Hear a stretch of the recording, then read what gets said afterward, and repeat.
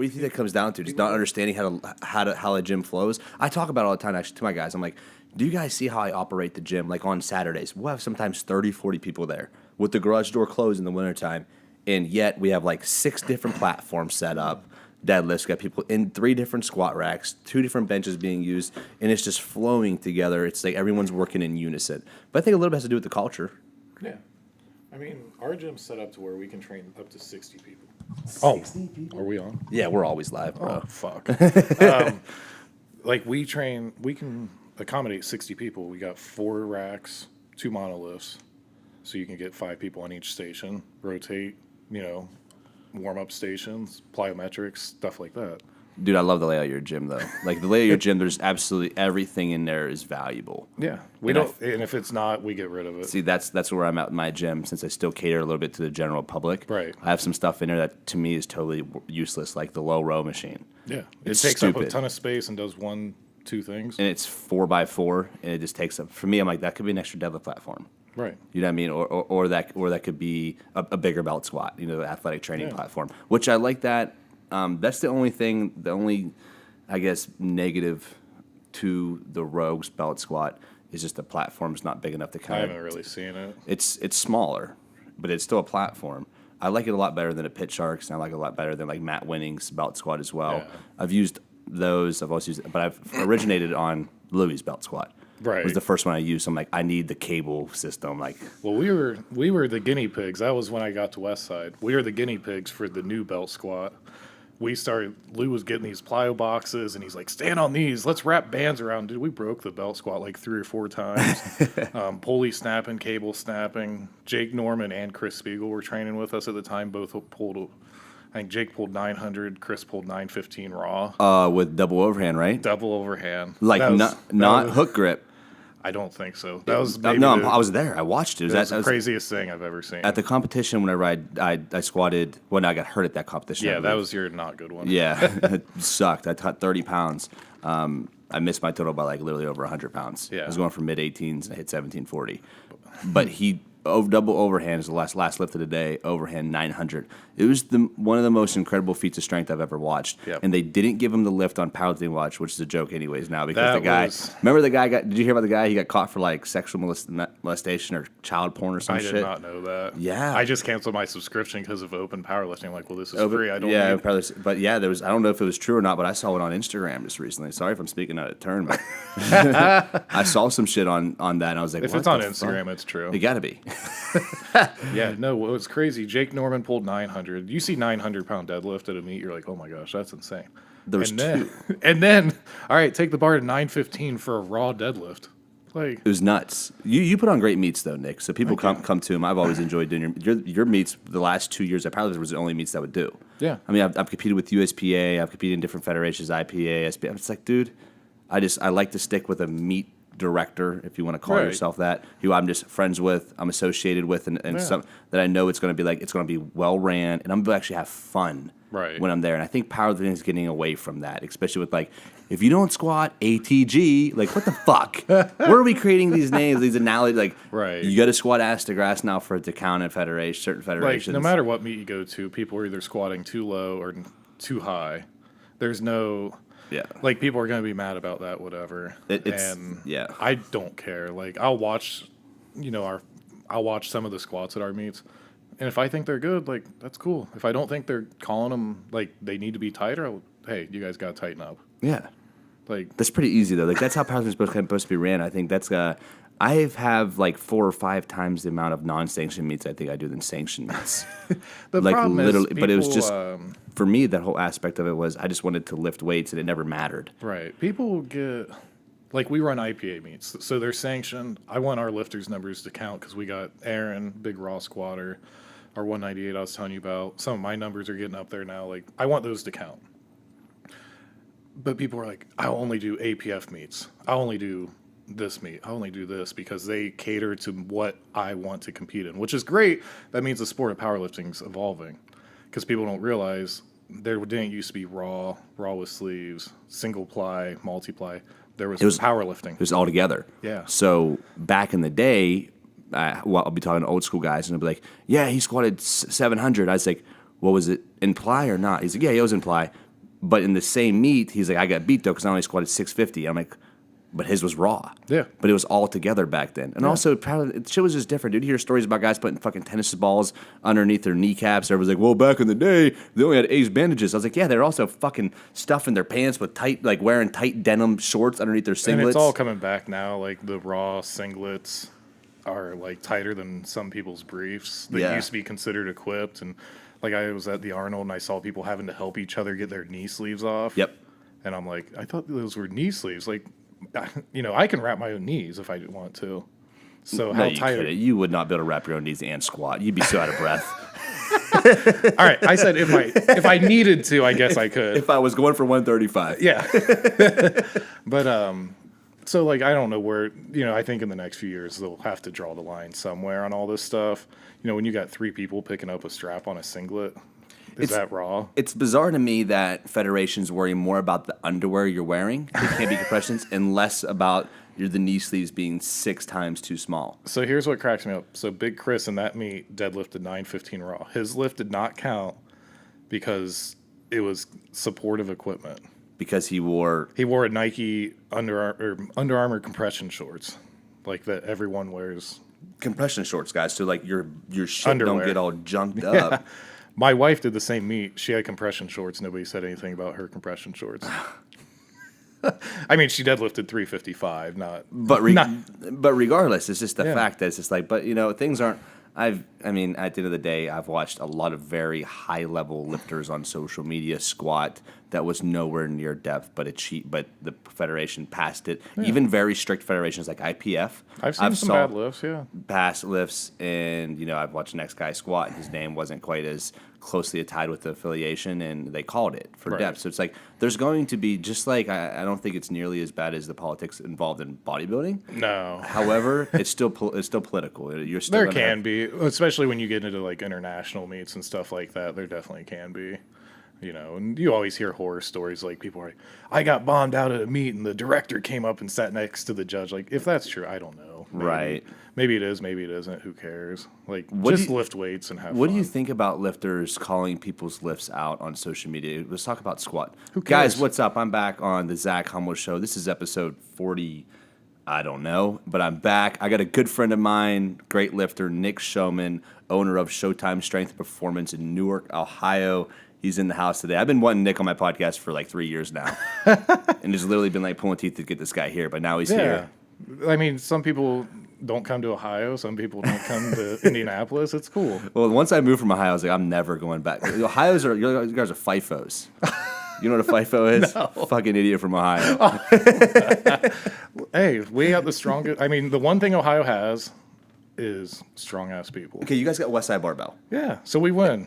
For what I want to do, we win. We're top notch for what I get. Well, you're right. I'll give it to you. Ohio is. But our food is shitty. I didn't know that till I started dating my wife and going to other cities and like. I never knew it until I started dating my wife, but she took me out of Newark, Ohio. Don't tell her that. She'll agree with you. But like she's from Pittsburgh area.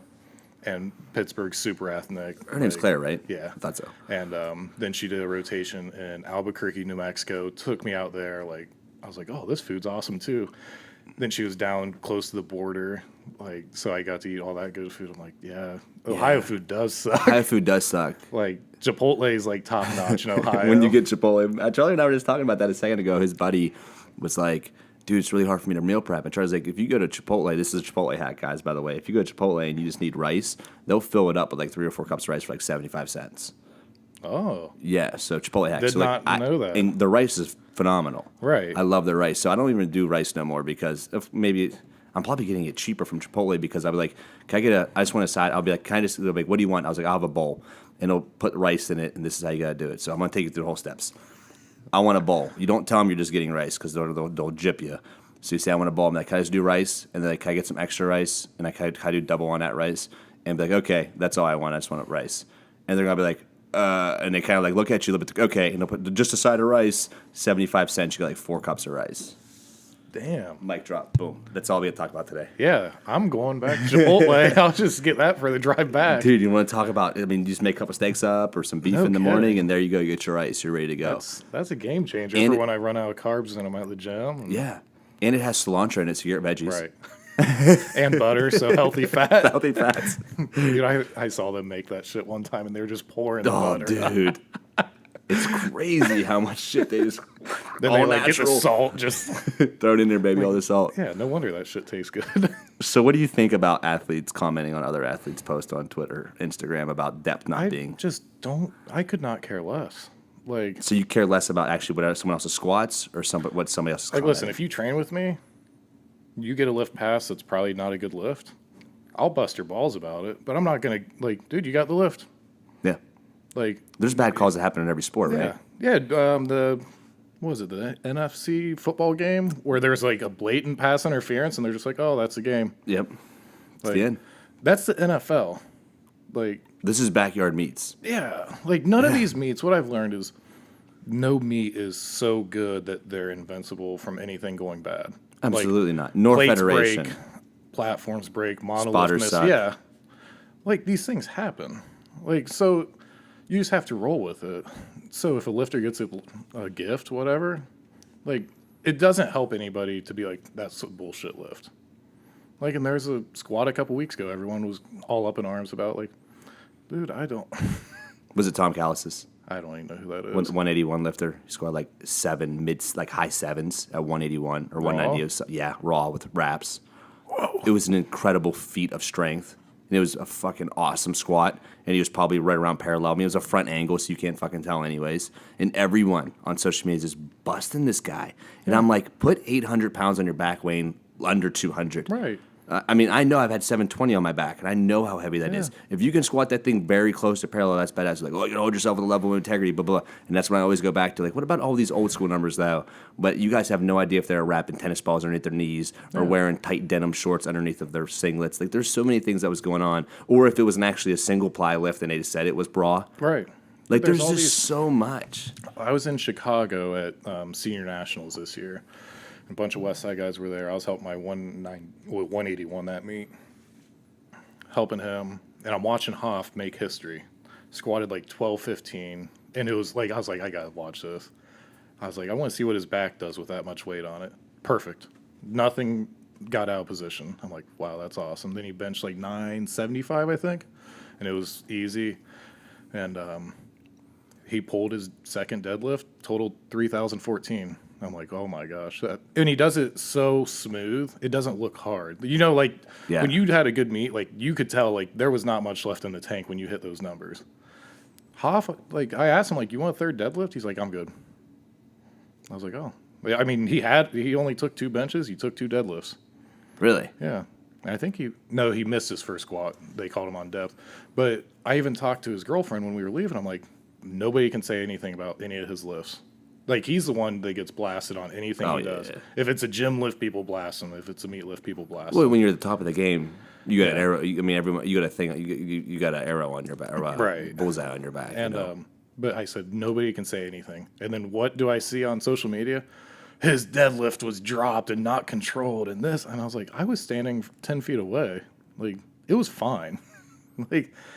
But, I mean, so you're going to have that. I think a lot of the new criticisms coming from new lifters, people who are just like really just entering, especially in USPA has been great for powerlifting because they have a ton of meets. So I think it's great for growing the sport. Right. However, since the sport's growing extremely fast, you're just getting a lot of bullshit that comes into it. You can kind of get your referee certificate or whatever the fuck that looks like very easily, very quick. So you can kind of have guys calling lifts that aren't really understanding of what true depth is and what parallel really is. And then federations changing to now like you have to wear specific underwears, but then we're not wearing, but the underwears need to be a certain way, but the knee wraps or the knee sleeves can be this. Yeah. Or like the knee wraps can't be 3 meters, it have to be 2.5 or 2 meters based off of what. And I think a lot of that's just like, I always wore 3 meter wraps unless I competed in USPA, then I have to wear 2.5s. Right. The difference I got in the lifts was not much. No. It wasn't much at all. But at the 3 meter wraps, they're going to be way better for guys who have your legs are twice the size of mine. Yeah. So 3 meters are going to fit a lot better than 2 meters. It'll be better protective support. It's a huge difference when you got bigger legs. Yeah. Like,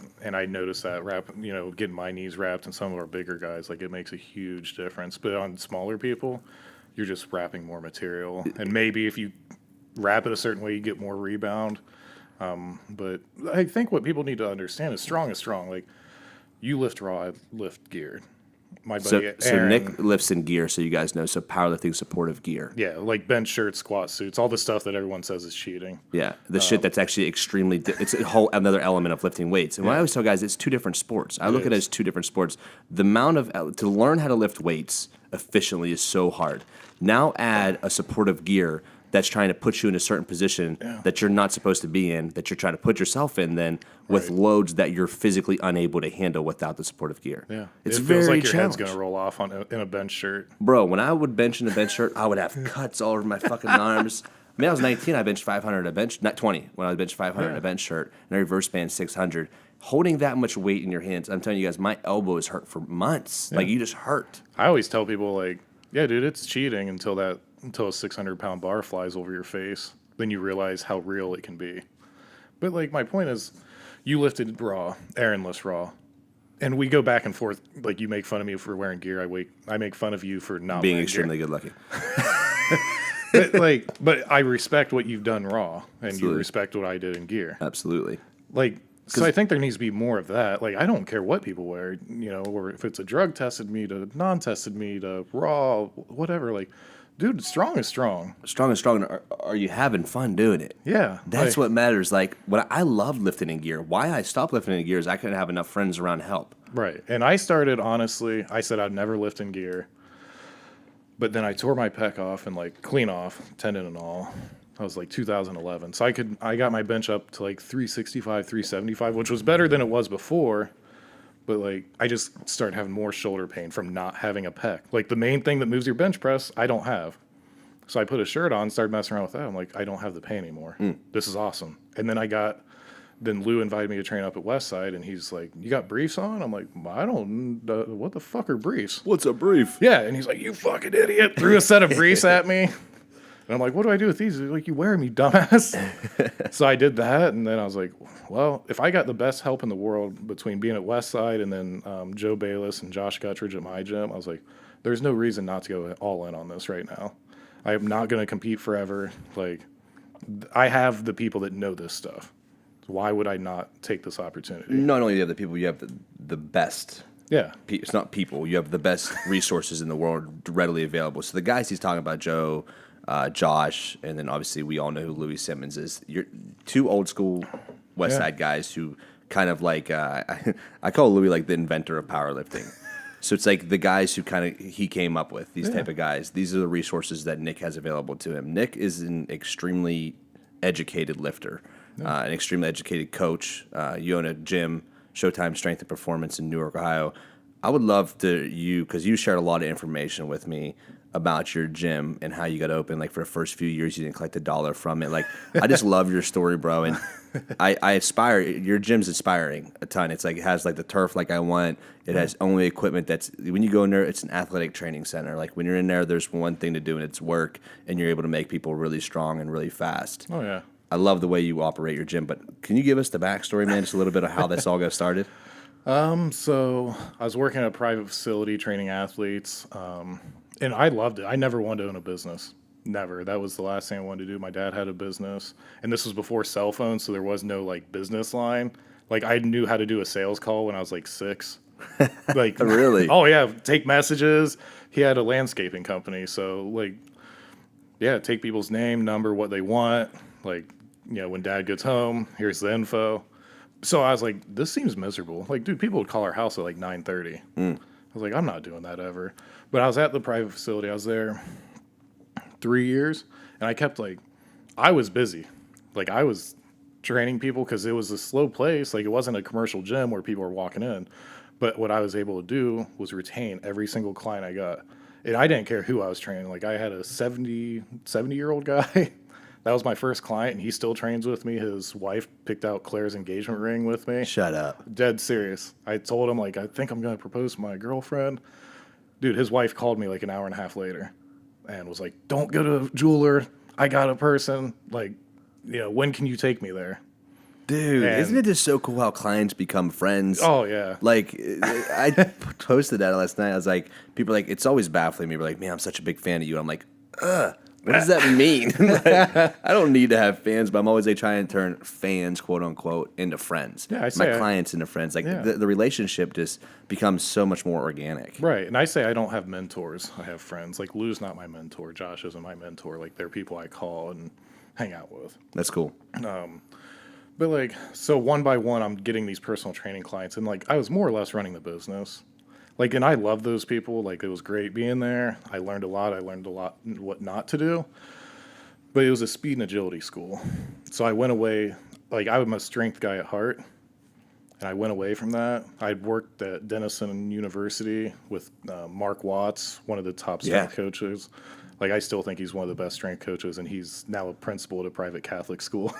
So I see him on Twitter pretty often. Yeah, but I still text him, like, hey, I got a question about this. And he responds, like... that's my guy. He actually officiated our wedding. That's cool. But so I was with him, then doing the private thing, speed and agility. And then I got tired of doing speed and agility. I'm like, these kids need to get stronger. And it just started. So I had these one-on-one clients. I started doing my own thing with getting these kids stronger. And when it really took off, I had a girl, Shelby, and she's like my little sister now. She was a sophomore softball pitcher, and she came in. And she lost the full ride. She'd already verbal to Louisville on a full ride to pitch and lost the full ride. So she couldn't pitch a softball without pain. Like, couldn't get the ball across to the plate. That's how much pain she was in. So I started working with her, and I was like, you really just need to get stronger. Like, I can't say it any more plainly. So, like, one day she squatted and did squat accessories, and, like, she trained upper back and abs every day. So that within 6 months... Then she won the state title in softball for her high school team, got pitcher of the year in the state of Ohio, and got her full ride off her back. Shut up. So that's when, like, the floodgate opened for every and I had, like, 3 other softball. That's how your softball, because you're real big in the softball. That's kind of how it opened for you, just by being specializing with one client. Don't try to force your niche. Like, your people will let you know what your niche is. Huh. That's what I learned. Like, because when I opened, I was like, I'm going to train all these badass football, basketball players. And then, like, softball girl. Yeah, you got like 30 softball chicks in your gym. So I was like, well, if this is what people want, like, why not? Absolutely. And, dude, it's been awesome. Like, so she went to Louisville, had a good first season. You know, she was ACC player of the week, pitcher of the week, all that. But then she just got homesick and transferred to Ohio State and finished out there, had 3 great years, beat Michigan. She actually pitched like a 2-hitter against the University of Michigan and had a home run like this weekend last year. No way. Yeah. That's cool. So now she's doing pitching lessons in Newark, which is like, it's funny how things work. So she started out as a client, then like a success story, if you will. And now she's like my big referral source. Super cool. Like, you know, so and she's still training with me. And that kind of all went down to you just specializing. You providing special attention to the person who walked in the door that day. When people ask me how to get clients, I'm like, be good at what you do. That's not if you're bad, you're not going to last. Right. Or you will, and eventually you'll get outed. But be good at what you do. Care about your clients more than anybody else could. If you don't care about your clients, like if you're on your phone training people, like, dude, people pick up on things. Yeah. Be professional, like be early. That goes a long way. Just always have a clean environment. Like I was always cleaning the place I used to work at. I didn't get paid to clean. But my thought was, if this place is clean, when people come in to check it out, it's going to look better. If it looks better, they're going to be more likely to sign up with me. Yep. And the more hours I get, the more money I'm making. And like I started seeing things a lot differently, like as I got busy. So I did that, and then I honestly just sat down with the people in the facility I was at, and I was like, listen, here's my kids' results. Here's the kids doing speed and agility only. These kids are kicking ass everywhere they go. Your kids are not. Are we going to change, or is this going to stay? And they're like, well, we can't change because this is what we've done. I said, okay. Like, that made my decision easy. Yeah, absolutely, I have kids that deserve better. I had last night, 2 nights ago, I had somebody hit me up on Twitter, and it was a dad. And I get this pretty often. I would say a couple tweets, emails, and DMs a week.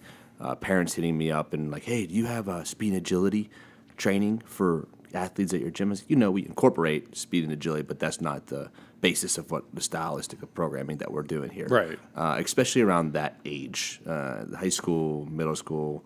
We're not focused a ton on the speed and agility. We're focusing on strengthening our athletes. Of course, we incorporate jumps and throws. We're naturally moving the body in sports-specific positions. But I think what a lot of speed and agility based, I guess you could say, personal training studios are lacking in is only one method.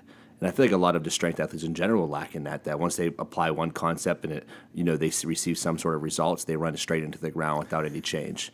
Yeah. And I'm sure you've been guilty of that. Absolutely, I've been all guilty of it. I mean, but it all Joe DeFranco said it best. The reason you're not seeing speed and agility schools like you used to, they don't focus on strength. So if you're not focusing on strength, how are you ever going to get in position to hold optimal force production, force absorption, all that? You're not running optimally. You're not getting faster. You get stronger, you're holding better positions, everything's taking care of itself. The uphill battle with football programming in America. Next topic. I offered free in-season and preseason training for a local high school here. My buddy, kid I mentor, goes to. And the coach refused to have my training because they had somebody. He came back, lost 35% of his raw strength, and lost 20 pounds. Went from 195 to 175 when he came back. Yeah, I mean, I've reached out to local high schools, went and met with them, even watched a workout, helped a workout, whatever. And they're like, well, we really like what we're doing. And I'm seeing it's getting worse, believe it or not. All my high school football guys walk like this now, like shoulders way forward, and they're like, man, my pecs are tight. Like, well, you can't do a pull-up. Like, don't tell me you're a Division I football player if you can't do a pull-up. Man, so much pressing, huh? Oh, yeah. It's all like they're doing is pressing. Bench 3 days a week, military press, incline, dips. Yeah. No football coach at a local high school I was just talking to the athletic trainer said, we don't have time for back work. We don't have time for accessories. Well, that's the only time they should make the time for then. They should just do back and accessories. Yeah. They have everything's flip-flopped. Yep. High school programming, too, is so infatuated with power cleans. Mm-hmm. Every program. They put those back in. Yeah, we got to put cleans and snatches. They don't have bumpers. They don't have rotating bars. That's something that I'd never even talk about. Yeah. Like that because the problems are so much bigger. I'm like, we don't need to be loading. We don't need to be throwing 225 or 315 on our chest when our spines came and support that to deadlift it. Yeah, I mean, so if you're breaking in position on the deadlift with 315, but you'll have this like you'll see this or 405 so put it this way. I had an athlete come in, and he can't pull 315 without his lower back rounding. Yeah. But he can power clean 275. I said, the force coming down on the front of your spine, the point of contact is your lower back. How much pressure is going onto your chest that's been the point of contact going to your lower back? Just a dysfunction, like compounding, domino effect. But why can't we make that? You can just visually view that with your eyes, but we can't make that correlation. When I was at a high school for 3 years with my old job. I was there 2 months, and I finally was like, can I make one suggestion? Like, I don't want to step on toes. I'm new here. Like, and my boss was like, yeah, what's that? I was like, can we get rid of cleans, snatches, and anything with bands? Because, like, the bands were always left out, so no two bands had the same tension. Yeah. Okay. Like, it was a complete, and no one knew how to set them up. And I wasn't real good with all the accommodating resistance then. So you better be good at it now. Oh, yeah, I got it figured out now. But so we got rid of that. All our kids' numbers went like this, and then when I left, they put them back in, and all the numbers went back down. It's the way. Why should we be avoiding? I did say avoiding, but why should we be focusing more on compound movements other than power cleans? I mean, I've watched. I just got a softball strength conditioning DVD. I just wanted to see what they said, and they said, I mean, they flat out said, cleans and snatches develop your fast muscles. Squats and deadlifts develop your slow muscles. We don't have fast and slow muscles. That's not how the body works. It's your whole body has to fire as one unit. So that was the dumbest thing I've heard all day. Oh, this was a D1 college. Like, yeah. Fast and slow muscles? Mm-hmm. Okay. And I was on a Twitter thread the other day, and somebody called the main, like the big three, if you will, like those are the dumb lifts, and the clean and snatch is the athletic lift. Like, all right, my kids can't jump on a box when I get them. If they can't jump on a box with good landing, I don't care if it's a 90-inch box or a 9-inch box. Why are we having them move weight over their head, whatever, fast? Like, it doesn't, it's, people really overvalue some things and really, I think, skip step 1, 2, and 3. We need cleans, we need, all these crazy training methods that are out now. I think the idea with cleans too, people see it because it's a very athletic movement, but the power clean, the power snatch is extreme technical lifts. Yeah. No high school athlete, that very little, let's put it like 0.001% of athletes that I've viewed in my time have been athletic enough to perform a power clean or a power snatch effectively within their high school career. Very few, very, very few perform it in a manner that I'm like, whoa. On the other hand, we can get almost all of them to perform a box squat, a regular squat, a deadlift, a bench effectively. Yeah. A power row. Well, I mean, A lunge, land on a box effectively, jump off of a box effectively. We can get almost all athletes to do this, yet we can get, less than 1% to actually perform a true power clean, power snatch. I mean, one of my good friends, Derek Fry, he had a junior Pan Am Games Olympic lifting record. I forget what it was. I think it was in the clean. He told me, he's like, I don't have my kids Olympic lift. Like, he's like, and they get stronger. He's like, now as they get older, yeah, we'll move them into the Olympic list. But he's like, there's nothing wrong with them. No, Let me preface that. There's nothing wrong with Olympic lifting. No. It should. I love Olympic lifting. Yeah, I think it's very cool to watch. Yes. Especially anybody who puts 400 pounds over the head. I don't care who they are. It's fucking freaky. Yeah. They're different people. Very much so. But you have to understand the risk to reward or bang for your buck and exercise economy. Bang for your buck. I love that. How many birds can you kill with one stone? Yeah. Whenever I'm looking at somebody's weakness, like, my chest keeps doing this. What should I do here? I was like, well, you could do this exercise, which will give you that direct, or this exercise is also going to develop your weak hips that you have here. So you're going to be able to develop two different exercises and be strengthened with one main accessory movement. That's why our athletes almost always box squat. We'll run a 3-week wave of free squatting every once in a while. Everything runs in 3-week waves. Yeah, that's what we're at too, and it's perfect. And I stole that straight from Lou, and I tell him. Well, absolutely. Well, not only that, I think everything. Mostly, that was one of the main things that my programming has that I took from Lou. I just works really well for me in 3-week waves. Yeah. Now, when you run 3-week waves, though, my 3-week waves, my main movement will be relative through the 3 weeks with the same bar as well, like camber bar. But it might be through. So this is a 3-week wave we just ran. We did camber bars all through 3, 2, 1 progression. It was camber bar with chains, bands, then we did camber bar raw weight. Was our 3-week. Now our main accessory movement though will vary. And it's always based around where it might be 3 weeks of good mornings, but it'd be pins, chains, maybe then 2 free, wherever it is. Right. But then our sub accessory movements always change. But say it's floor press. So say we're doing our main movements flat bench, and then our main accessories floor press for the first week. The second week we might do static pauses or a board press, different variation, very similar outcome for main accessory movement. Yeah, sometimes we rotate our accessory movements every week. Sometimes we'll run a 3-week wave on accessory, like a closed grip incline with 2 chains, and the next week's 3 chains, and then the third week is And how 4. are you choosing these? By what I need. Yep. How about when you're working with a variety of clients, though? How about when you're working with 15 girls, 15 guys? So I do the kids stuff a little bit different. They'll run 3-week waves on everything, and out of their 2, 3, or 4 days, we'll do 1 max effort, 2 speed days, and 1 repetition day. Okay. So, because like my kids aren't doing a max effort good morning. Right. Now they'll do band good mornings. Like, dude, I had a high school girl do RDLs with 225 for 10 the other day. Yeah. Like, that's freaking crazy. It's badass. Like, super badass. So they're doing 3-week waves. That's probably about as much as you do. Well, I saw you do 500, but whatever. With like 200-pound pulling forward, but no big deal. What's the reason on that? Let's talk about that real quick on the band. So Nick was doing RDLs the other day, and I actually have Jay doing RDLs with band tension right now for a show because it torches them hamstrings, bro, especially if you know how to effectively load them. You were doing it, though, where just the bands pull you forward. And it was a motherfucker. So, but what's the reasoning? Obviously, I understand the reasoning about it, but let's explain to listeners why you would front load bands when you're doing RDLs. Already a hard movement to stay in position with. Right. You already want to come forward. Oh, yeah.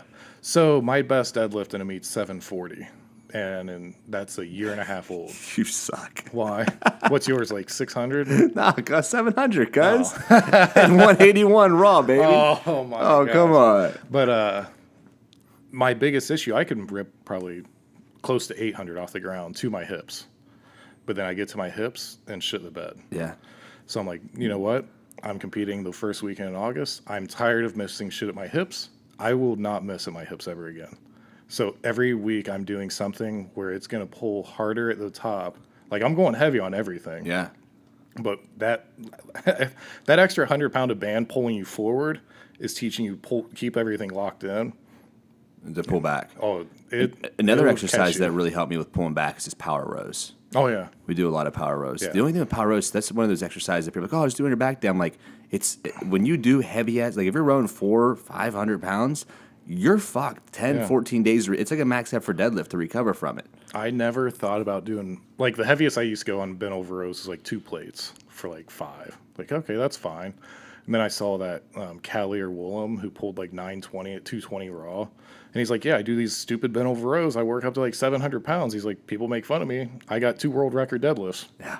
Like, and that's the thing I like about lifting. Lifting numbers talk. Right.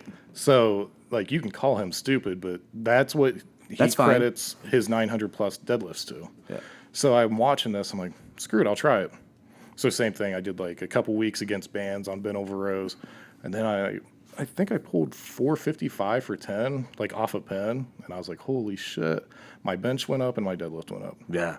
Like, and I think good mornings, I think people could get away from, if people deadlifted less and did more good mornings, I think deadlifts would go way up. People hate when I tell them that. Because Like, me and you, we talk about it all the time. That we're the only people we see doing good mornings. Yeah. And we're the ones getting stronger. I almost took a video at Westside today because we actually did speed pulls. Yeah. We haven't done speed pulls in 4 weeks. Interesting. We've been doing good mornings out of chains. We did good mornings on the belt Well, if you squat don't need last week. speed, but if you don't need speed, why incorporate? It's one of those things, like, you got to be methodical with the programming. Like, when you need something, you incorporate it more. I had an athlete who was on a speed wave. We started him out at 50% because he just wasn't moving. He literally couldn't move 50% fast. Like straight weight?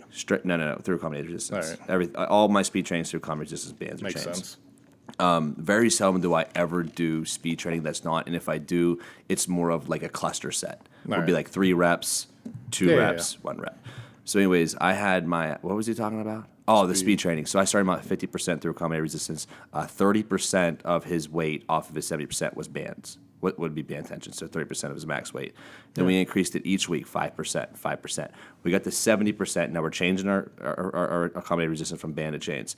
Once I got to 70%, we had to sit there for 2 weeks, 2 weeks to 75.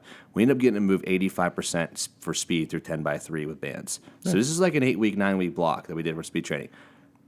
After that, 2 weeks, set a 30-pound PR. Yeah.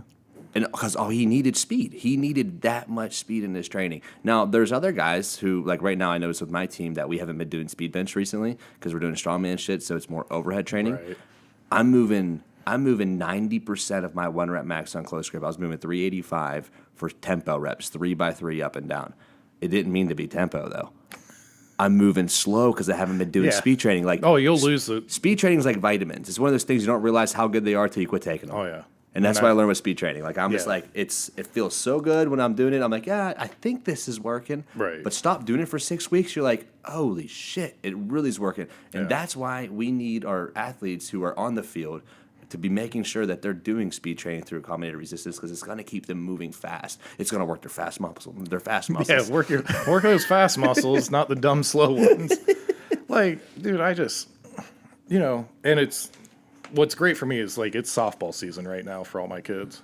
And so I can see the results working. Like I can see them hitting more home runs. I had 3 college softball players last week got conference player of the week. So one was MAC, and I forget the other 2 conferences, maybe Big Ten and something else. But when you're talking about 3 different kids that train at my gym getting conference player of the week, like, dude, we're in Newark, Ohio. We don't have a huge draw. No. And but they're representing 3 conferences in collegiate sports. These are all D1 schools. Like in the same week, like my high school kids are completely kicking ass right now. And it's just funny. It goes to show you, dude, that when you actually have a good program that you can make, you know, at the end of the day, because you don't have a great draw, like you have good athletes naturally because you're helping develop, make them good. But if you, okay, how do I say this without like talking shit on any athlete? You're typically going to get better talent when you're in a bigger area. Just numbers. It's a numbers thing. It's like dating. You ask 100 girls out, 10 might say yeah. Exactly. You ask 10 girls out, you might have 1 date. Like, right. So when you're in a larger area, you can typically come away with some better athletes. Right. But that's not to say, though, you've done proven in a small area, Newark, Ohio, that you're developing D1 athletes left and right. Oh, yeah. We get like 5 to 10 girls going on college scholarships every year. So when people tell me... Like, this is the shit you got to talk about. Now, this is what... Nick is not a very social media prevalent guy. I'm a coach. He is most definitely a coach to the core. Like, he just worries... He cares about his clients more than anything, and that's something I really... You know, that's inspiring to me. That's cool. That's inspiring to me. But this is the information you need to share on social media to show, like, you're truly making differences and you're truly developing D1 athletes every year. Yeah, every year. Every single year. We took a softball team that was training somewhere else, and they won a state title the first 2 years. They trained with me, back-to-back state titles. How cool does that feel as a coach? Oh, dude, it's awesome. They play up at the Akron professional field, so it's like 2 hours drive up there for the Final Four. And there was 1 year, another team had 2 of my pitchers on it, and they went to the Final Four. So I had the team that ended up winning the state title and another team, and were 2 of the 4 teams in the Final Four for the state of Ohio. Like, I spent a lot of time in my car that week, like, because it's, you know, each game 2 hours there, 2 hours back, 2 hours for the game. So and it was 3 games. Yeah. Like, yeah, you were moving. Yeah, but like, dude, I can't miss that. Like, I think that's so cool that's something I think all trainers should kind of like take a little bit of inspiration from Nick right now. That I'm always watching your Instagram, and you don't post a lot. But what I do notice is that when you do post, it's like you're attending a softball game or you're attending an event from one of your athletes. Like, you go that extra mile. But I know you as a person that you don't go that extra mile just because you're like, whoa, this is going to help me with retention. So it's like you truly care about the people that you train. Yeah. And that's obviously why you're developing D1 athletes pretty frequently. Yeah, I mean, dude, our kids, like, I always say no high school girl wants to be in a weight room initially. So meet them where they're comfortable. Me and you, we're comfortable in a weight room. We can go to any weight room in the world and feel comfortable. Mm-hmm. That's not the same. So if they're softball players, go meet them on the softball field where you'll see a whole different person, I promise. Where they're comfortable. Yeah. Now, are you able to kind of bring that into the gym? Do you see that faster than the true personality faster from the girl? Oh, yeah. And, like, dude, like, you know, all the kids are on social media, so, like, we'll take selfies or whatever. They'll be like, dude, let's get a picture, and I'll put you on Snapchat. I'm like, I don't even have Snapchat. Or I do. Somebody told me the other day I do have Snapchat, but, like, I'm there for my kids. Like, and, you know, the girl at Ohio State, like, I was one of the first people when she got engaged. She texted me right away, like, dude, I just got engaged, like, da-da-da-da, like. That's so cool, man. You know, I got kids that are in college right now, like, hey, this is going on. What do you think I could do? I'm like, oh, I mean, you're several hours away. This is what could help. But, like, they'll tell me, like, I trust your opinion on whatever the topic is. Do you have a lot of kids who go to college and who are running an athletic program at a college who don't agree with it and are like, Nick, you were doing everything you told us not to do? That is a reoccurring issue. Because our kids get so strong and so fast and so athletic when they're with us, and then they go to college and detrain sometimes. And I try to communicate with the collegiate strength coaches just to build a relationship, make sure we're all on the same page, make sure everything's going good. Some coaches are receptive, some aren't. But, like, I know one of my girls, her strength coach started following me on Instagram and Twitter, and she's like, dude, our strength coach is stealing your stuff. I'm like, that's awesome. I stole my stuff. Like, I stole it from Lou. Everybody stole it. Everybody's shit stolen. Like, that's the thing. And when it comes to, like, my program, my philosophies, my methods, I have a few core principles I stick with, and a lot of it's come from conjugate stuff. Yeah. There's a lot of stuff, though, that I don't do that's conjugate that I've gotten from other programs that I've enjoyed that I put together with mine. Right. And it's just where I stand with things. You know what I mean? But nothing's original. And I feel like that's where a lot of people are missing this whole mark. Like, oh, I have the latest and greatest. I'm like, no, you have something else that's been regurgitated. Just like the keto diet and just like the vertical diet and every other diet that's running right now. It's already been out for 100 years already. I don't follow diet plans. I just think people should eat more meat and more sweet potatoes. What's wrong with that? Like, if you, and more green vegetables. If people do that, Just forget it. edit that out. Edit, Charlie, cut that. Okay, the green veggie shit. We You gotta keep regular, whatever they do. So the veggie thing, I don't know. Oh, so we're on. We're back live. The computer died. No, the key to good vegetables is just cover them in butter. That's the key. Cover them in butter and salt, and any green vegetable will taste good. I don't eat them otherwise. I think that's a great tip. You know what else is really good? You can get the seasoning that you put on popcorn. Oh, They have like cheddar cheese and Parmesan. I've been putting that on my vegetables. Realistically, guys, I think everyone should eat a serving of vegetables with every meal. Not sure that you guys know that by now. I think it's not that hard. No, but like diet stuff, like I hate dealing with people's diets. Like, well, I think dieting is eating fast food. That will take care of it. People kind of here's the deal: if you're eating clean food, you're gonna have a really hard time put yourself in a caloric surplus. Yes. The average person who just goes to the gym, general health seeker, is gonna have a hard time if they eat nothing but clean food, putting themselves in a caloric surplus every single day. Yeah. Because it's hard to eat 2,500 good clean calories a day. So funny story about that. So when I started at Westside, and Big Josh told me this before, like when he started helping me, I was like 240. And he's like, you have to gain 30 pounds. I'm like, no, dude, like I've been eating a lot. Like this is pretty much where my weight's balanced out at. Like I think this is my weight. You know, when you just feel like walking around, like this is where I'm comfortable. And like I'm not losing any weight. I can't gain weight. Like, and he's like, whatever. I'm not dealing with you. So then when I went to Westside, Lou's like, what do you weigh right now? I'm like, about 243. And I just deadlifted 600 the first time. He goes, you got to get to 275, 290 as fast as possible. And I'm like, this dude's fucking insane. Like, Well, yeah. like, you want me to gain 40, 45 pounds is what you're telling me. And he's like, yeah, I don't know what you're waiting on. I'm like, I've been the same weight at this point for like 5 years. Like, it's not going to. And how tall are you? 6'1". 6'1". And so I was like, I don't know what I'm going to do. Well, that night I went back to the gym and I was training Joe Bayless's kids. And me and him were talking. And I was like, dude, Lou wants me to gain 40 pounds. Like, this is insane. That's not going to happen. He's like, I got the plan for you. And my wife was living in California. We were dating still, engaged, whatever. And I'm like, all right, let's hear this. He goes, you'll get strong. He's like, just don't look at how you look. I'm like, okay. He's like, eat your 5 meals a day, whatever you're doing, normal meals. Get home, eat dinner, go upstairs, get a shower, eat ice cream, as much ice cream as you can stomach, go to bed.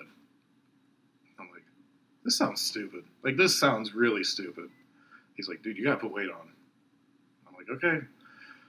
Gained like 30 pounds from October to March. I actually had to cut. I moved up to the 275 class and had to like, that week I was like, I'm 280. Like, this got out of hand quick. And then. It just came from eating ice cream. Yeah. I mean, ice cream, but like, and he was like, if you go out to eat and they're like, you want a dessert, you have to say yes. How what do you think that did to your body? Oh, it was bad. But I got really fucking strong. Oh, that most definitely. Like, you know, there's certain things like there's certain things like that go hand in hand. Like, but my point is, like, when I got to Westside, I was like, okay, this is my chance. If I can get my name in this gym somehow, some way, whatever, I'm not going to tell Lou and Josh and Joe, no, like, you guys, I know you guys were strong, but, like, I'm doing it on my terms. Like, why fight? Like, why create a path of resistance when they're leading you the way? So essentially, you just bought in. Yeah. If they said something, you just bought my in. total hadn't gone up. So what? My total was going nowhere. I was about done competing when I met you. Like, before I met you, I was like, oh, this isn't really working out. I'm not going to be strong. That's cool. But like, I was like, whatever. My fiance's on the other side of the country. Dude, I went out to Cali to see her, and I was like 290. She's like, what? And dude, like, she's in the desert, and it was like 120, I think, the first time I went out there. Oh my gosh, dude, you're just probably sweating off fat. She's like, let's go on a hike. I'm like, hike? Yeah, it was. But I put myself through that period because I had a goal. My goal at the time was squat 800, then squat 800, then 850, then 9, and so forth. But my point is, like, everybody's so worried about how they look. Have you ever got bonus points for how you looked after a squat? No. This is talking now straight Like, powerlifting, right? Yeah, like, straight strength training. If you want, like, strong people are big. Yeah. Like, Naturally. Yeah. Not naturally freaking huge people. Yes. Like, so I thought I was a big dude because I was around a bunch of 200-pound guys. When you get around a bunch of 300-pound guys, it's a whole different thing. That helped me a lot growing up because I was around guys your size. Yeah. 280, 250. Like the smallest guy I was around was like 230. Yeah. And he was jacked and he was still pressing 500. 405 for 8 to 10. Right. But I was also around guys like this guy named Mario, for instance. He's still like top 8 in the world all the time bench pressing, bench 480 at 165, like something awesome. raw. That's awesome. And so, I mean, I was still around strong guys that were weighed less. But even for their size, they were big. But yes. Oh, dude. I mean, everyone. It's all about leverages. Yes. I talk so much about positioning and leverages. And people are like, what's that even mean? And I was just like, well, there's a big difference. Like, I'm working with a client right now who has great form. His back's always in a neutral position. He's not going to get himself hurt, but damn it, he's 4 inches over top of the bar. And his hips, as soon as he starts to lift, I taught leg press him at first. Right. They leg press the weight, but they don't get any. They only pull with the thoracic spine, Right. and their shoulders are over top of the bar. Good form. Form's not bad. He's not going to get hurt, but he's not efficient. Right. He's not creating a very good leverage. And that's what Lou told me. He's like, listen, when you start, he's like, you'll understand. He's like, you'll start putting these heavier weights on your back. It's not going to work. I'm like, I don't get it. So when you take your squat from 500 to 600 to 700, mine happened real quick because I went from raw to geared. How'd your deadlift do when you gained all that weight? So here's something that I found. I have a sweet spot in my deadlift. My best pulls have been at 181, but I weighed in competition today about 190, 195. Yep. My best pull is around 190. Like if I'm being like Ultra Pacific, my best pull ever, 600 for 16, 700, and 705 for 4 have both been at 193. Yeah. My leverages are best. When I'm at the weight I'm at now, my leverages, I pulled 585 for 8 the other day, conventional RDL, which is a huge PR for me. Right.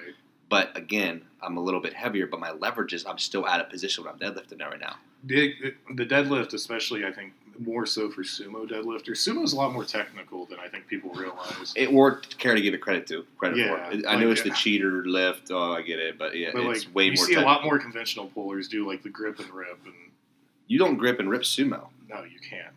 I mean, maybe with 500, but you're not going to with 600 and 700. But yeah, there's definitely a tipping point on deadlift, and I mean, my deadlift still went up, but then it stopped. But my point is, my body's balanced out at the same weight I was 3 years ago. Right, but it's a transition period. Right. But There was a time I was soft. Like when I met you, like my face was real puffy. Oh yeah, I remember. Like, You were way more fatter than you are now. Mhm.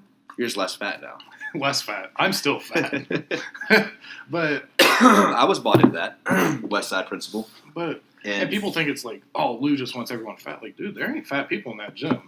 Dude, George Halbert's fucking chest to back is like, I talked about him on the podcast the other day, and I've only met this guy like 3 or 4 times. He gave me a couple tips that dramatically changed my bench press. Right. And literally with just a few Sundays that when I trained and he was in my presence, chest to back is as big as this table. Yeah. It's Like, ridiculous. Dude, I was helping Hoff do something, and like my hand touched his lats. I'm like, what the fuck is that?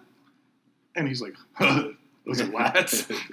But he benches over 1,000 pounds. Right. So, like, and it goes back, like, strong is strong.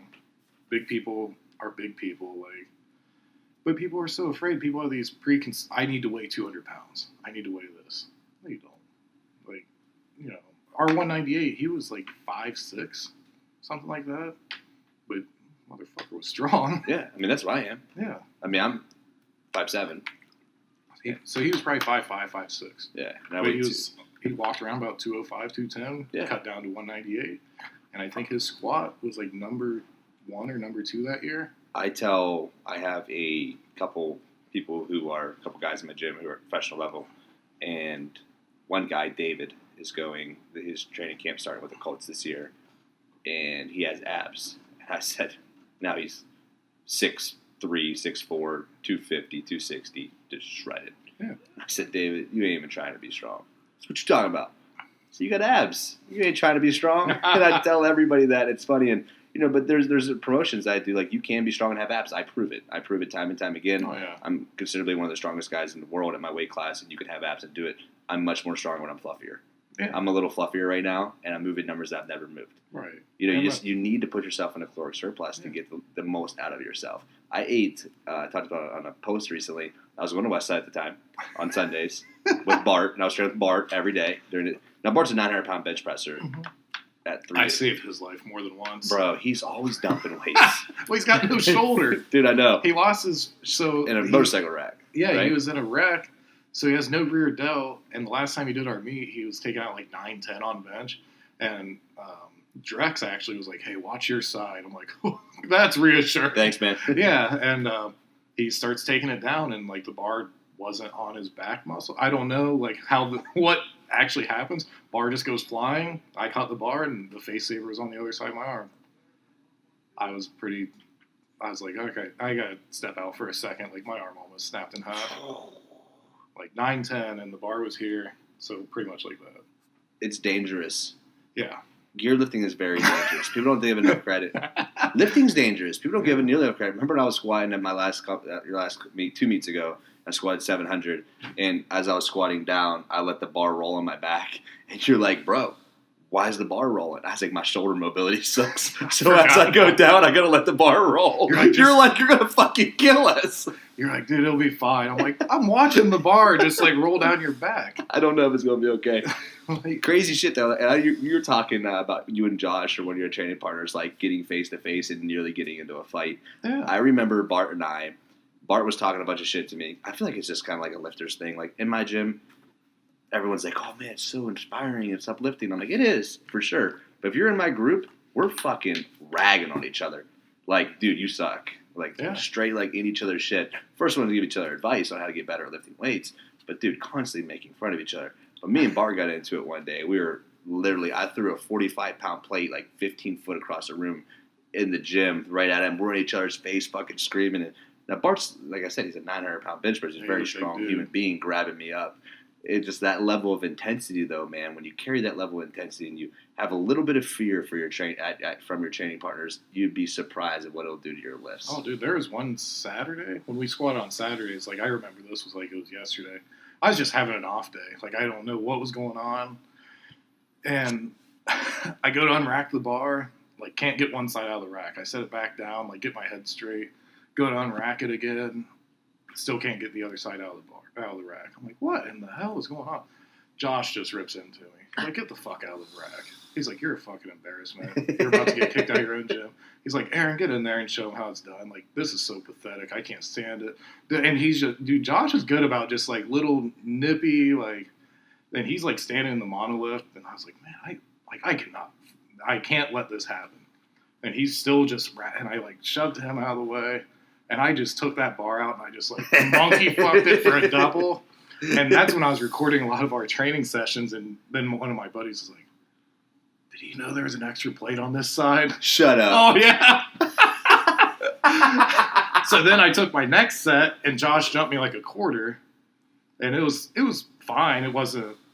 And he's like, well, fuck, it shouldn't have been that hard. You had 45 on one side. 25 on the other. Yeah. Nothing on the other. Dude. But that was...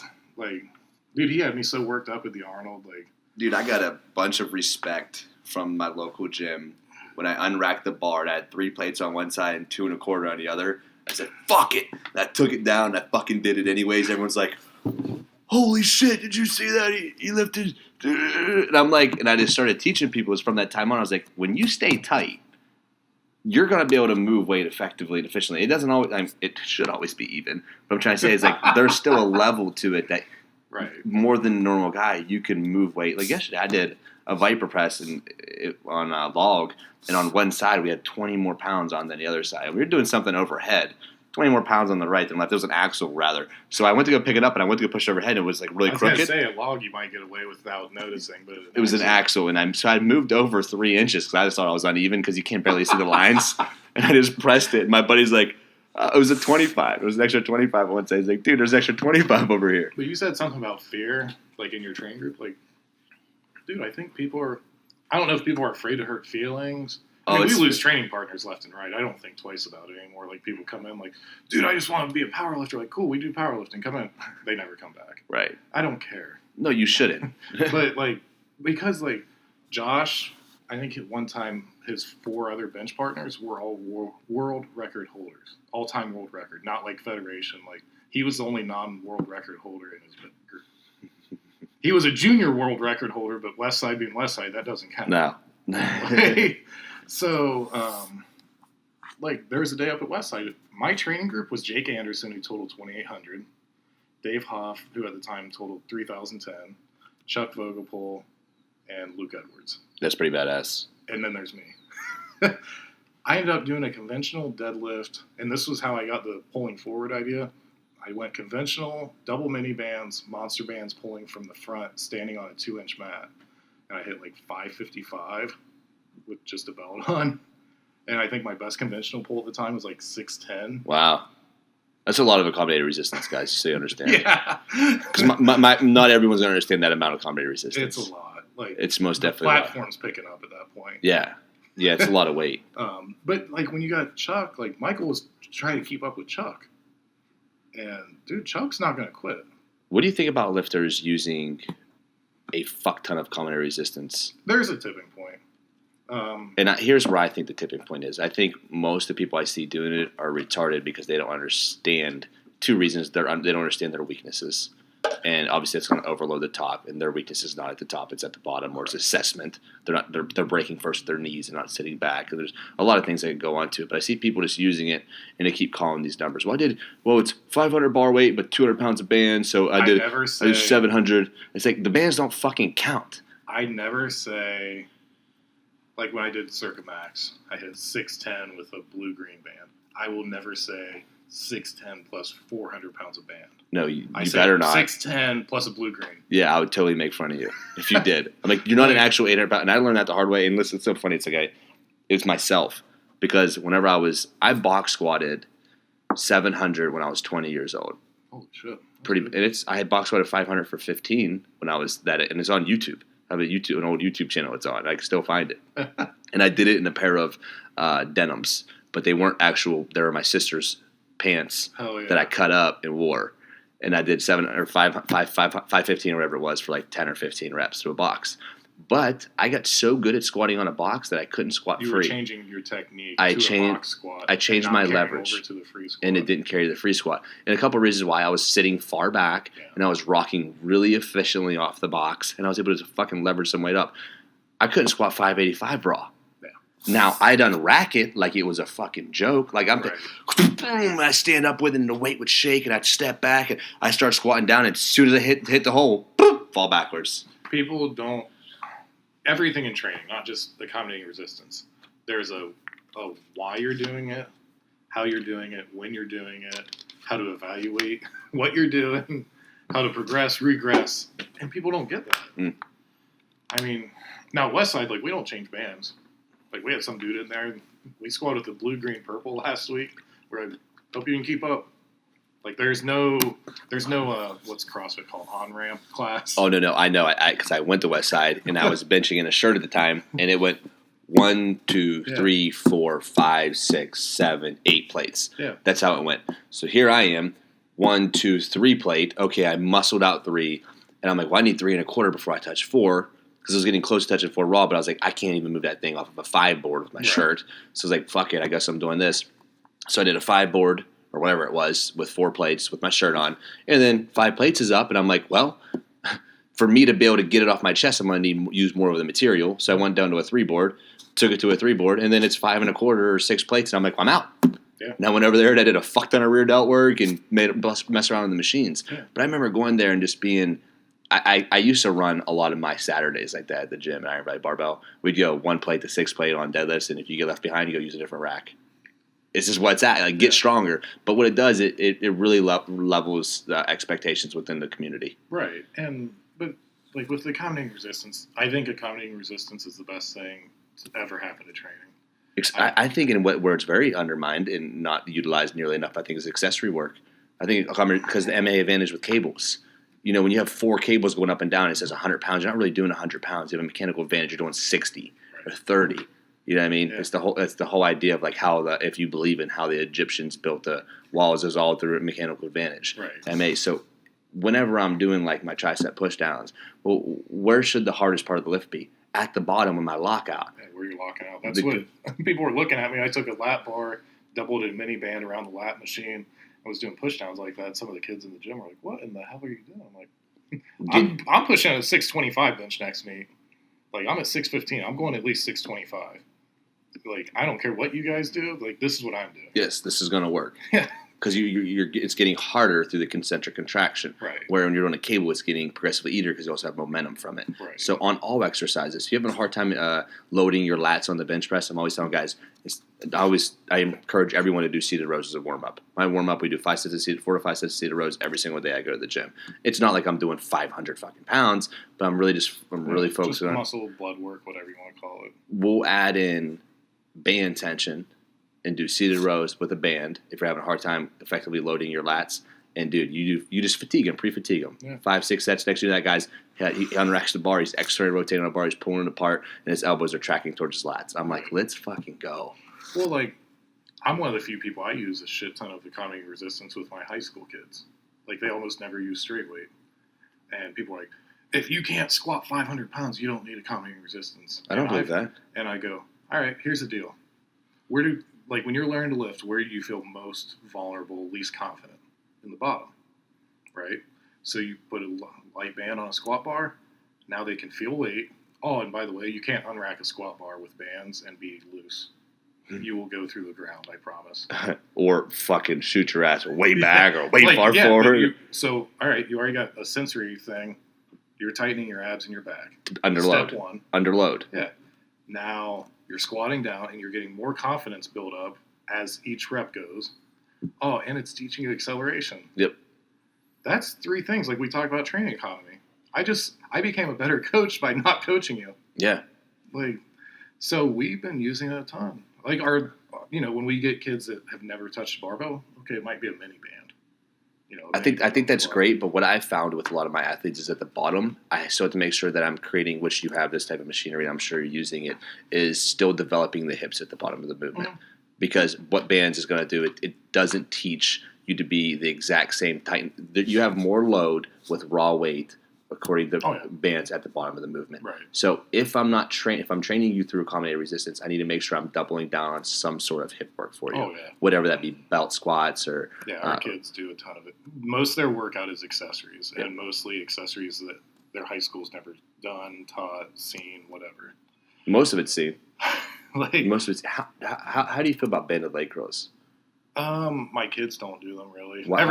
Maybe once a week they'll do them. So we had a guy he plays professional football in Canada, and he tore his ACL, MCL, and great for rehab. Yeah, okay. So great for rehab. He was doing like a lighter band, like a red, and then he moved it to an orange. Ridiculous volume, 1,500 fucking reps a week. Oh yeah, Luke Edwards told me he was doing 500 4 times a week. So there you go, perfect, right in that same realm. He said that's when his squat felt the strongest in the bottom. Yep, and exact same thing with this guy. And he sits back when he's squatting like he's in gear. Yeah. He can sit back really effectively. So that's something that we've been using a lot of. Why I like the banded leg curls a lot too is because if you have a lot of athletes, it's easy to get in. It's easy to get in and out, and you can set 5 of them up on racks. Right. And keep the kids moving. Yeah, we got, like, when you walk into our gym, we have a whole line of posterior chain equipment. Yeah, no, it's so dope. It's I'm like a kid in a candy store. I walk in, I'm like, oh. Like, you walk in, there's an inverse curl, 2 glute ham raises, 2 reverse hypers, a bell squat, and a back attack. What's a back attack? A good morning machine that you can load up with a shitload of band or weight. Really? Oh, yeah. Okay. Westside has one.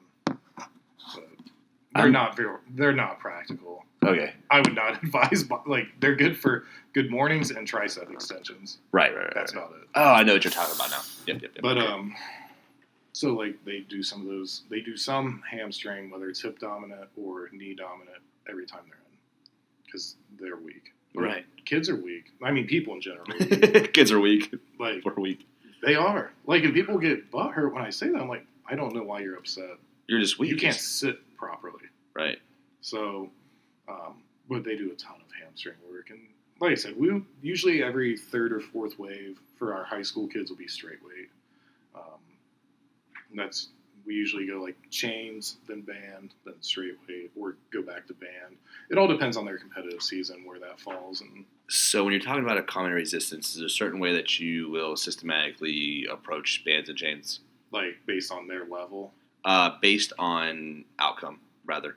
Based on effectiveness of how close you are to season, whatever it is. So this is what I found. If I train a lot of chains, chains slows that eccentric portion of the movement down. So when I'm getting closer to competition, I'm typically adding in a little bit more band tension, especially just for stretch reflex, faster eccentric portion of the movement. But I typically front load my chains, back load my bands. Gotcha. If I was going into like a comp, if I'm going to a 3-week wave, a lot of my 3-week waves might look like chains, bands, raw weight. Yeah. Chains, bands, raw weight, and you can do a 3-2-1 progression through that. Sets of 3. But something I have found is if you're doing a lot of band tension, it beats up my shoulders, especially on the bench press, a ton. Like even more than because you have that constant tension. Now I will say, there's been times we just load up a shitload of bands. Like we'll run a 3-week wave. Like me and Aaron did this on a Cambridge bar or Buffalo bar, I forget. First week was a blue band. Second week was blue-green. That's like 10 and 12 sets with that, plus like 400 pounds. So you're talking some serious weight. Next week we went 2 blue bands and a purple band. And it was, but then we went to straight weight after that. Dude. The confidence, right? Oh my gosh. I unracked 800 like. It wasn't even like, it was easy. It's confidence. Yeah. Absolutely. Like if you unrack that, like it literally feels like if you breathe, you are gonna get hurt. And that's why I learned how to effectively brace so well through heavy ass. Because dude, we were so retarded. We were one of those guys. We were the guys I was just making fun of a minute ago. He was using 500 pounds of band tension and we had the 2.5s on the bar. You know what I mean? Yeah, there's a diminishing effect. It's not cool to just hook up bands for the sake of hooking up bands. But it's definitely good. But the cycle that you guys ran through, the 3-week wave, it is necessary every now and then. That's a once-a-year cycle, right? But it's not something. But what I'll see is guys doing it every 2 months, every 3 months, or even every month. They'll add that in. It's just there's not enough return from it. I don't think people are adding enough varieties either their movements. And it always depends on where the level is of the lifter. I'm at a level now, like you said, your shoulders get beat up. My shoulders and elbows get trashed if I squat with heavy bands a lot. Yeah, mine too. That's why this last 3-week wave before I did the Arnold, I did chains. Do you ever do front squats, or are you too fat? Like regular front squats, absolutely not. So you just use the harness or whatever? I've used the harness. Why not regular front squats? I can't really do this anymore. How about this? I can do that. You just don't like the exercise, or what is really. It? Okay, so I still need stronger hamstrings, stronger glutes. So the reason we've done so many front squats of recent, it's really what I've found is it's helped my athletes off the floor pin front squats. So we'll take it down with positive pin, drive up, because we're initially trying to drive that chest up, because we're always so used to athletes kicking their hips back first, which is we know weak hamstrings. Right. So that's something that we've been focusing on, but it's helped us a ton with the Atlas stones. Well, yeah. When you're in strongman carryover, and Olympic lifting, I think front squat has probably more carryover than back squat. I would have to agree. For powerlifting, I think it's a good accessory to have every now and then. Yeah. If that makes sense. Yeah. I'm still working my technique. Right. And people think like, well, you squat over 800, your technique's fine. Like, doesn't matter. I'm squatting with people squatting 1,200. Like, my technique needs to improve. Yes. Now, I'm not a technique geek. Like, I can't go up because my elbow is not tucked on this part of the lift. Like, if you do that, you'll never be strong. There's like a point, like, as much as I hate to say it on a podcast, because what happens is people run with one end or the other. People are too conservative or too crazy. It's kind of one or the other. I like the guy who's a little bit crazier, though. Because the guy who's a little bit crazier has the it factor, and I can get him to learn technique. The guy who's so infatuated with his technique and doesn't have the it factor will always be weak. It's just like business. I mean, people that are like, I need a 12-week business plan. I need this. Like, okay, while you're writing, I'm getting clients. Like, I opened my gym and I had a 2-page business plan, and I have not looked at it since before I opened my gym. I didn't have one. Like, I didn't have a name. Plan. I had a business plan with no name. So I had my gym for like 3 weeks, and I was like, I need a fucking name. Because people are writing me checks, like I got to put a sign on the building. But that's what I mean. That's why I went back to earlier. Like, I was so focused on my athletes, I didn't give a fuck about a name. A name's a name. Right. Like, I was worried about getting my athletes stronger as fast as possible. But like what you said about being conservative with weights, my buddy Aaron and I were talking last week. So he was my first training partner at my gym. He did one of our meets. He squatted 755 raw at 260 pounds. Aaron's an absolute freak. I like Aaron a lot. Oh, he's awesome. But he did one of our meets. He squatted, and he had a good meet. And I'm like, hey, man, where do you live? You live right down the road, don't you? He lives like 25 minutes away. He's like, yeah. I was like, you train with anyone? He's like, well, I bench with George up at Westside a couple times a week, but I squat by myself. I'm like, holy shit, you're doing these weights? Like, dude, he was just walking shit out by himself, wrapping his own knees. Like, I was like, well, how do you normally train? He's like, I just go in and do what I do. Like, so he got strong doing it, and I was like, I don't have a training partner. I go to Westside on Mondays. You want to train here on Fridays? He's like, yeah, whatever, that's cool. So it turned, like, me and him started training, and Big Josh was, like, sort of MIA at the moment. So, dude, we were just like, what do we do? So me and him on Friday nights were just working out.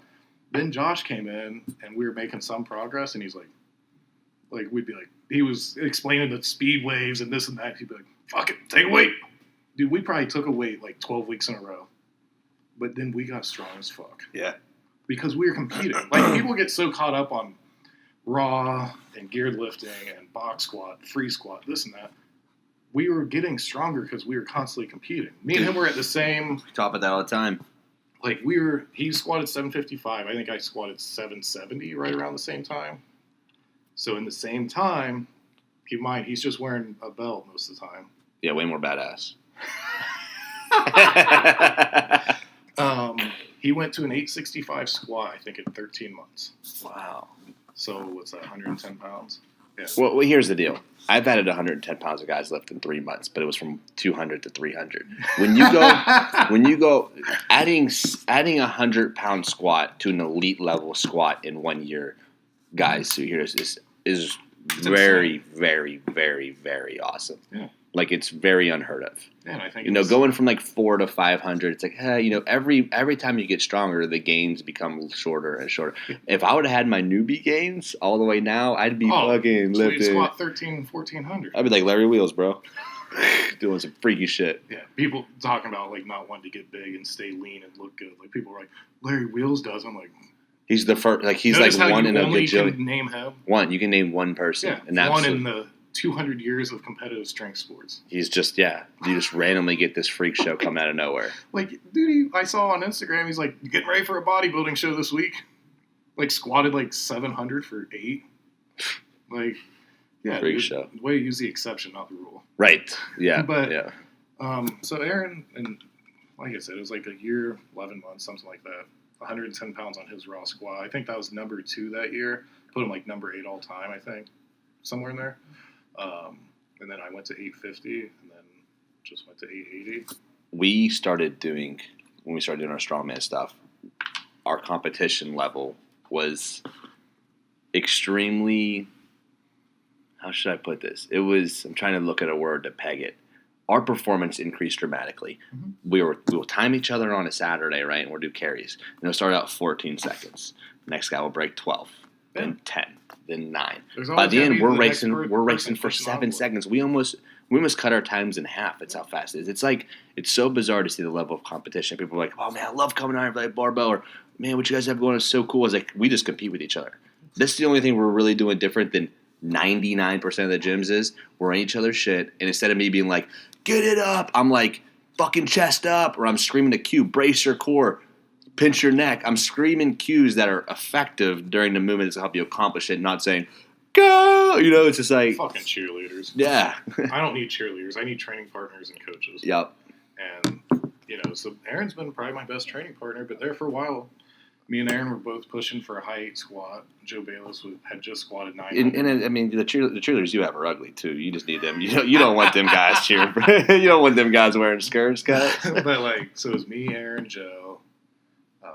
We had Eric Nykel, who just squatted a grand. That was our, dude, we were doing 12 sets of doubles. So you're talking 48 sets in 10 minutes. Wow. Yeah. Move it. Oh, my God. That's what speed training is there, bro. Dude. People do speed training with 30 minutes. I'm like, no, you're not doing it right. There was 400 to 500 and some pounds on the bar, plus band or chain. Joe was the only person that had a rack height change. That's cool. So, like, there was no fuck around. That's cool. That was the hardest training I've ever done. So, when people talk about speed training, I really get a kick out of it. Yeah. Like, I don't have, like, people write, chalk marks on the monolift and stuff. Like, we don't have time to. Right. It's literally get out, you're back up. Yeah. Like, and if, dude, when Aaron slows down, I'm like, you fucking piece of shit. Like, you gotta go. Yeah. And, dude, he's the worst about, like, oh, I gotta relatch my belt, like, stalling. And I'll be like, dude, if you don't go, I'm gonna jump you. Yeah. Like, dude, jump you. Don't take my gains, motherfucker. Yeah. Like, but I think if people had good training partners, good training environments, all this other stuff goes out the window. It does. Most definitely. And we've had when you have good training partners in a good environment, it goes to show you. Now, I hate to say this, programming isn't important. It's extremely important. But getting around good people, good training partners who are educated in the space, which naturally comes with understanding programming. Right. But that level of competition is going to be tenfold better than getting the latest programming off Instagram. Yeah. It just is. I had a guy come out and he was wanting to train. He's like, I got a 12-week program. I'm like, dude, I don't care. I don't care about your program. Yeah, like, I'm not dissing your coach. I'm not whatever. But, like, if you're going to come here and train, you're going to do what we're doing. Like, because everyone's going to get better if everyone's on the same page. Yep. Like, I did the Arnold and then had to flip around because a couple of our guys competed last week. So I did get everyone in our 181 did the Arnold. I'm like, dude, you got to jump in with them. They're getting ready for a meet. Like, I don't care about your mesocycle. Like, these guys need a meet. You're their training partner. We have to push the envelope. That's cool. I like that. That's a really cool. Like, that's, if more people, lifting's very selfish. It's a very individual sport. But you have to bring everyone up. Like, people shit on their weak lifters. Why? It's your fault they're weak. Yeah. Fix it. Yeah. If you don't fix it, you're a shitty person. I still tell my weak lifters they suck. I tell my strong lifters they suck. I tell my guys, I said, you fucking suck. And it's never with the weight that they lift. It's always with the positioning that they're in. Yeah. It's like, you fucking idiot. You know your chest is supposed to be up. You know how to brace your core by now. And you mean to tell me what your core break on this right here? I tell all my guys, it's if we can lift weights more efficiently, we're going to be a lot stronger. It really what it comes down. I mean, like, of course, we can do accessory movements to we're fucking blue in the face, but if you can't put yourself in the right position, you're not going to get stronger. That's the beauty of max effort training. It teaches you to think while under pressure. Most definitely. And I don't think people understand that. They just think, like, oh, you're going to tear something off. Like, no. Like, my body's programmed different. Like, and dude, everyone is on this shit. Like, dude, you're going to get yourself hurt. You can get yourself hurt. You pick your poison. Everyone's hurting themselves one way or another right now. Nobody's living this fucking life where they're not hurting themselves one way or another. Choose which way you want to get hurt. We had a guy come out, and I forget who he was referencing, but he's talking about, like, a neutral abdomen and this and that. I'm like, neutral ab? I'm like, I've heard a lot of shit. So my wife is a doctor of physical therapy. I'm like, Claire, I got a question for you. What the fuck is a neutral abdomen? She's like, a made-up term. What is it? Like, instead of being here or whatever, it's like crunching. Like, take a bar out like this. Like, be as small and compact as you can. And I'm like, that's the terminology for neutral abdomen? I guess. Okay. But I was like, who was this? And they named somebody. I'm like, who have they trained? I don't know. All right. Well, I literally learned how to squat from two of the best squatters of all time. And that's the dumbest shit I've ever heard. Kid hits a 30-pound squat PR in one night, doesn't come back. Dude, that happens a lot for us. That happens a lot. We hear that a lot. Yeah. I was like, if I went to a gym, I don't care if it was like Westside's biggest rival gym. If I had a 30-pound squat PR the next day, I'd be like, sign me up. Yeah, I'm there. Like, it works. Yeah. Their shit obviously works. So it's just interesting. I mean, we have raw people come up, and, I'm like, well, this is Aaron. He's our raw guy. We got raw girls squatting close to 500, and, well, they're freaks. No, conjugate will work for raw guys. Yeah. We know that by now. It's like when people say that, it's just like they're just uneducated. Like, we know conjugate can work for raw guys, especially if it's thought out and there's the development on the bottom of the lifts. All conjugate means is change your intensity, change your volume, change your stimulus. That's what conjugate means, but to the average person, that's not what conjugate means. No, conjugate means band and chains and conjugate, squats and band, gear chains, and squats. Westside barbell. That's conjugate. So let's be for real, though. The terminology has actually changed because that's how influential Louis Simmons is in the space. Yeah. You know, conjugate is not change and variety. Conjugate is what Louis Simmons does, bands, chains, box. But here's the thing people don't get. When I started out there, I was like, Lou, I'll take you out to lunch if you will write me, like, what you want me doing, like, these 12 weeks before me. He's like, what the fuck? Why? I'm like, because you want me to squat 800, so I want, like, to see the game plan. He's like, you're going to be here on Mondays, and you're squatting with Josh and Joe on Fridays. That's the game plan. Love it. Go. And I'm like, dude, I was, like, freaking out. Need a plan? Yeah, because that's how everything had been. Like, I need to see everything. And somebody asked me yesterday, like, how do you guys pick your main movements? Or it was after I posted I did close grip. And you commented on it. That you suck. Yeah.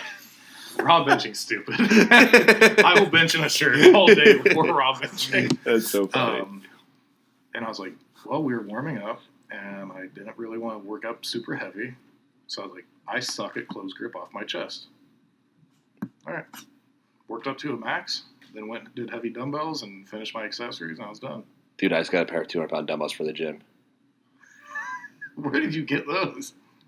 So we just had to get the handles. You know that like we have plate-loaded dumbbells. Oh. So we just needed to get the handles. You know what I'm talking about? Because we're real hard on our dumbbells. Like, they're old dumbbells. Anyways, they're like 40 years old. So, like, they're all fucking falling apart. So we have a bunch of extra ones now that we can make up. That's awesome. So we had to order new 90s and new 100s. So then I ordered, like, the 160s to 180. So you can, like, interchange every place one. So we'll put, like, a 170 because we have 155. And then I have 180 to 200. Because I really think I can press the 200s for some reps. Because I did 150 I think I can do it for 15. It's two different things, but I mean, I did 155 for 15. That's cute. Hit 120s for flies too, motherfucker. Raw, no gear. Oh, but we were talking about like training groups in your environment and everything. Like, here's our training group. I benched 615 at the Arnold, and I'm pumped. I had a good squat, good bench, so I benched 615. That was a 5-pound PR. I was happy with that because I just wanted to build my total. And the Arnold was the biggest meet I've ever done. I get off stage, I'm like, fuck yeah, dude. Like, I'm always confident in my deadlift. I have no, like, 700, no matter what, is there. And Josh, I'm, like, celebrating. Josh, like, I don't know what the fuck you're all yelling about. I'm like, what do you mean? He's like, it's 615. It's a fucking embarrassment. And I'm like, dude, you just, like, popped my balloon. Thanks, man. He's like, I benched 605 for a double raw when I was strong. And I was like, you need those guys in your corner to check you, bro. Yeah. It's so funny. A couple weeks ago, or maybe it was like I don't know when it was. It was definitely over a month ago. It was a few months ago now. I pulled 635 for 6 to 8. And Jay had just pulled, he missed 550 before me, conventional. And we were obviously still working on getting Jay strong, but he's in a show right now. He just doing a show. Right. Back in your day when you used to do show stuff. You know what I'm talking about. My previous life of a bodybuilder. But believe it or not, Nick was a bodybuilder before. It's fucking diced. And tan. So Jay misses 550 or 600, something around there. Then I pull 635 for 8. And whenever Jay misses it, everyone's like, great job, Jay. Clap it for him. Great job. I say whatever, and I pull 635 for 8. You could hear a pin drop. No one says nothing. I go, oh, thanks, guys. Appreciate it. Dylan goes, I saw you pull it for 10. That's all he had to say to me. And I was just like, man, you're right. I have pulled it for 10. Like, why are you going to celebrate something that I could do, that I can be better at? And I was like, I love having them people in my corner. That's why I tell people, we don't need fucking cheerleaders and we don't need ass patters. Nick, I've loved having you on the podcast, man. This has been a pleasure, man. Where can we find you? I know you're on social media a ton, but where can we find you? I'm on social media. I just don't utilize it. That's for sure. We're going to work on that. I'm on Facebook, obviously, like everyone who is alive, I guess. Then my Instagram's like _Showman. Cool. We'll go ahead and link that below for you guys. You guys can check up on Nick. Like I said, all the content Nick posts is very relevant. It's going to help all strength athletes out there, all coaches and general health seekers. You guys should definitely check his stuff out. We'll link that below. Nick, thanks for coming on the show, man. All right, man. Thank you. You got it, bro. Peace.